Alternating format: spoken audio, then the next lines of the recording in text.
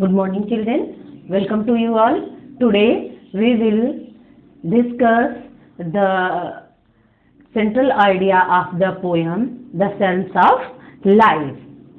We have enjoyed this poem since last 3 days. Now, today we will discuss the central idea of this poem. Central idea means what is the aim of the poet to compose the poem? Why he has composed this poem? What message does he want to give the listeners, the reciters, the enjoyers? प्यारे बच्चों, पिछले 3 दिनों से हम लोग ये कविता the sense of life composed by H.W. Longfellow को एंजॉय कर रहे थे, आनंद ले रहे थे।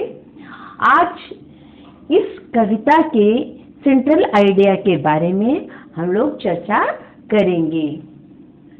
सेंट्रल आइडिया का मतलब होता है सारांश, यानी कि जो हमारा कवि है वो हमको क्या मैसेज देना चाहता है, या इस कविता के माध्यम से, या फिर इस कविता को कंपोज करने का, रचने का उसका क्या उद्देश्य है।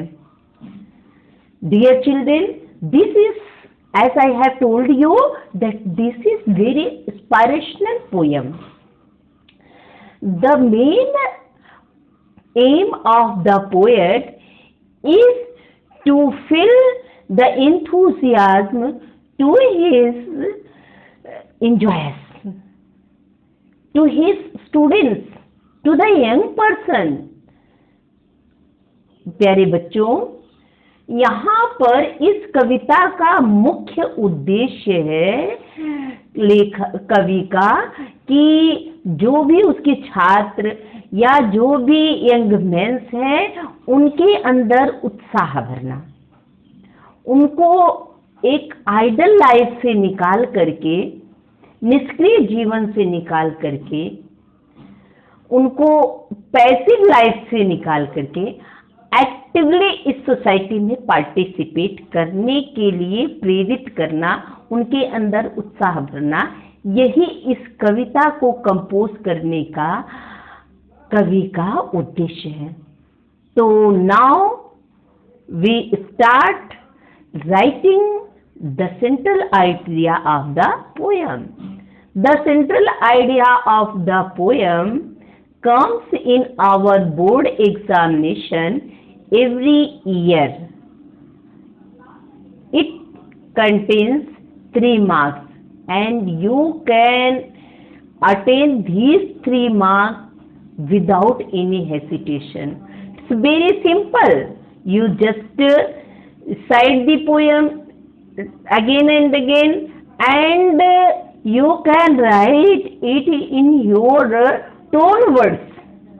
आप अपने टूटे फूटे शब्दों में जो कुछ भी वो कह रहा है, अगर उसकी वर्डिंग आ गई, उसका सार आ गया, तो आपका बहुत मायने नहीं रखता है कि आपके सेंटेंस में अगर कहीं गड़बड़ी हो भी गई तो इसका बस आपका अर्थ स्पष्ट होना चाहिए। जो मुख्य उद्देश्य है कवि का वो उसमें झलकना चाहिए, यही सेंट्रल आइडिया। और सेंट्रल आइडिया को लेकर के बोर्ड एग्जामिनेशन में आप बहुत आसानी से 3 मार्क्स गेन कर सकते हैं। और 3 मार्क्स बोर्ड के लिए बहुत इंपॉर्टेंट होता है। हर साल सेंट्रल आइडिया 3 नंबर का अवश्य आता है। आप किसी 3 पोएम का सुना जो है याद कर लीजिए, ये मैक्सिमम आपकी जो है 5-6 लाइन की हो सकती है। तो इन 3 नंबर्स को गेन करने के लिए आप जब भी पोएम पढ़ें, उसके जो कुछ तो वर्ड्स जो आपको नहीं आते हैं वो आप पोएम में से भी छाड़ सकते हैं, ऐसा कोई रिस्ट्रिक्शन नहीं है। बस आपके लिए नेसेसरी ये है कि ये पोएम जो है वो अपने आप में क्या मैसेज देना चाहती है वो आपके सेंट्रल आइडिया में कंटेन होना चाहिए। Now let us start the poem. Central idea of the poem The Sense of Life, yet composed by H.W. Longfellow. Now right, The Sense of Life is highly inspirational poem. का अर्थ है कि जो sense of life है ये बहुत ही प्रेरणाप्रद, प्रेरणादायक कविता है. The poet से मीन्स कहना, यहाँ पोएट कवि यह कहना चाहता है, यह कहता है कि life is reality and not a dream. It has definite aim. It does not mean mere enjoyment or sorrow. Life is like a battle which is full of struggle and difficulty. Our main duty in the life is to work hard and progress day by day. The poet advises the young man to face the circumstances with courage and zeal and try to become inspiration to others. The young man should be patient and hardworking. They should be ready for any result. अब देखिए, इसका अर्थ भी आप लोग जान लीजिए जिससे आपको याद करने में सुविधा हो. देखिए, the sense of life is highly, उच्च कोटि की जो है, इंस्पायरेशनल माने प्रेरणादायक, हमको शिक्षादायक, कोई अच्छी शिक्षा देती है, प्रेरणा देती है. द पोएट सेज, कवि इसमें कहता है कि लाइफ जो है वो उसमें वास्तविकता होना चाहिए. सिर्फ हम सोचने में ये एक सत्य नहीं है, इसको हम खेल खेल में लेते रहे हमेशा, तो हमारे जीवन का लक्ष्य पूरा कभी भी नहीं हो सकता है. ये एक स्वप्न मात्र नहीं है, विचार मात्र नहीं है. It has a definite aim, इसका एक निश्चित लक्ष्य है. इट डज नॉट मीन, इसका अर्थ ये नहीं है, मतलब लाइफ में मेयर एंजॉयमेंट और मेयर सॉरो, कि हम सिर्फ सुखों और दुखों की परवाह करें तो हम अपने जीवन में किसी के कुछ भी महत्वपूर्ण नहीं कर सकते हैं, किसी के लिए महत्वपूर्ण नहीं हो सकते हैं. कोई अपना महत्वपूर्ण स्थान इस समाज में नहीं बना सकते हैं. लाइफ इज अ बैटल, पूरा हमारा जीवन जो है वो क्या है, एक संघर्ष है, युद्ध का मैदान है. Which is full of struggle and difficulty, जो कि संघर्षों से और कठिनाइयों से भरा हुआ है. Our main duty in the life is to work hard and progress day by day. इस जीवन में हमारा मुख्य कर्तव्य जो है वो कठिन परिश्रम और दिन प्रतिदिन अपनी प्रगति करना है.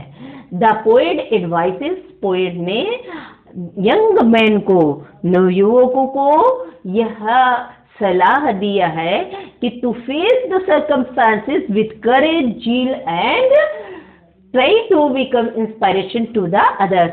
और जो भी परिस्थितियां आए उनको पूरे हिम्मत से, पूरे साहस से और उत्साह के साथ, दुखी मन से नहीं, उनका सामना करना चाहिए. And try to become inspiration for the others, और दूसरे के लिए भी हमें प्रेरणा स्रोत बनना चाहिए. The young man should be patience and hard working. व्यक्ति को हार्ड वर्कर तो होना ही चाहिए, कठिन परिश्रम करने वाला तो होना चाहिए. साथ में सबसे ज्यादा जरूरी है to wait, learn to labour and learn to wait. They should be ready for any result, और जो कुछ भी उसका रिजल्ट आएगा, परिणाम आएगा, उसके सामने उसको लेने के लिए, ग्रहण करने के लिए भी उसमें पेशेंस होना अति आवश्यक है.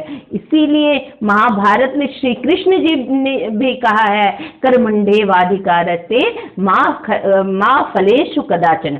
मतलब कर्म करना ही हमारे हाथ में है, उसका रिजल्ट क्या होगा वो हमारे हाथ में नहीं है. तो रिजल्ट का इंतजार करिए, जो भी रिजल्ट आए उसको सहर्ष स्वीकार कीजिए, और यदि उसमें कोई खामी रह जाती है तब आप उसको दूर करने का प्रयास कीजिए। तो बेटा आज आपका वर्क यही है कि आप सेंट्रल आइडिया लिखें, अपनी कॉपी में नोट करें और उसके बाद उसको चेक कराएं। दूसरी बात, इस कविता के कम से कम 4 लाइन की पोयम आप याद कर लें। ठीक है, इस सेंट्रल आइडिया को आपको याद करना है और प्लस 4 लाइन की पोयम। अभी से आपके पास बहुत वक्त है और अभी से आप तैयारी करे रहेंगे तो फिर आपको बोर्ड में कोई समस्या नहीं आएगी, कंफ्यूजन के चांसेस नहीं रहेंगे, घबराने का कोई चांसेस नहीं रहेगा। इसलिए कोई भी कार्य कल पर मत छोड़िए, तुरंत हर रोज का कार्य करते जाइए, दिखाते जाइए। हो सकता है आपको ना याद हो और अलग की बात है, कम से कम आप 2, 4, 6 बार इसको पढ़ तो सकते हैं। बढ़िए और अपनी कॉपी में एक फेयर कॉपी बना करके हर रोज का काम लिख लीजिए, लिख करके चेक कराते रहिए। Thank you, this is the end of your class.